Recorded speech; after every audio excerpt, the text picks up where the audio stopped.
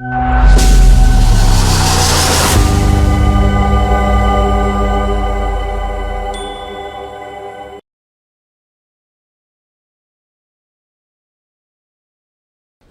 लोकमत राजस्थान में आप सभी का स्वागत है। मैं आपके साथ मोनिका राठौड़।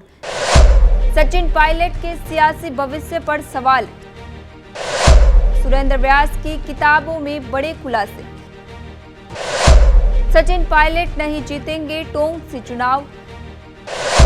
पूर्व मंत्री के दावे से मच गया बवाल।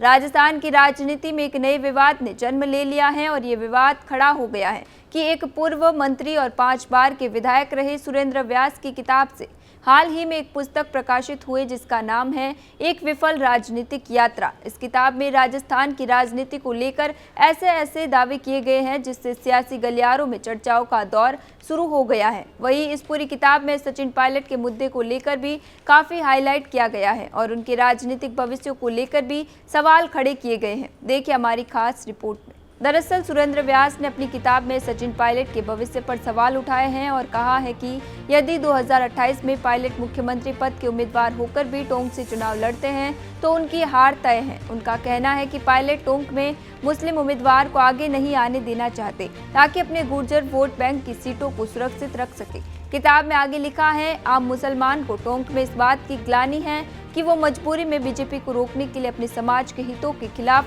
एक गैर मुस्लिम प्रत्याशी को समर्थन देने के लिए मजबूर है।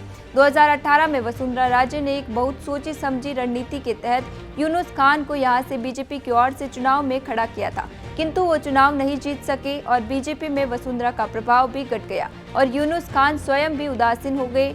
व्यास ने गहलोत पायलट विवाद पर भी चर्चा की है और कहा है कि पायलट का सरकार को अस्थिर करने का प्रयास गलत था, लेकिन उन्होंने भाषा में संयम बरता, जबकि गहलोत ने एक परिपक्व नेता होते हुए भी निकम्मा, नकारा जैसी भाषा का प्रयोग किया जो दुर्भाग्यपूर्ण था। इतना ही नहीं, व्यास ने इंदिरा गांधी के आपातकाल की घोषणा को पूरी तरह असंवैधानिक बताया है और कहा है कि उन्होंने बिना कैबिनेट की सहमति के आपातकाल लगाया और बाद में उसका अनुमोदन करवाया। उन्होंने सुप्रीम कोर्ट की भूमिका पर भी सवाल उठाए हैं और जस्टिस HR खन्ना की असहमति को लोकतंत्र के लिए मिसाल बताया है।